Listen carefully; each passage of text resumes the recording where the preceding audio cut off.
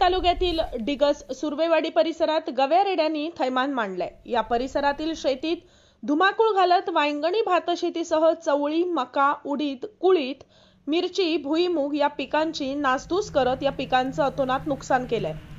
रात्रीच्या वेळी या गव्या रेड्यांचा कळप या भागात प्रचंड प्रमाणात धुडगूस घालतोय। तेथील रहिवासी अशोक सुर्वे, संतोष कदम, सुरेश सुर्वे, प्रकाश सुर्वे यांच्या पिकांचं गव्या रेड्यांनी मोठ्या प्रमाणात नुकसान केलंय। त्यामुळे शेतकरी वर्ग हतबल झालाय। वन विभागानं या वन्य प्राण्यांचा त्वरित बंदोबस्त करावा आणि नुकसान भरपाई मिळवून द्यावी अशी मागणी शेतकरी वर्गाकडून होत आहे।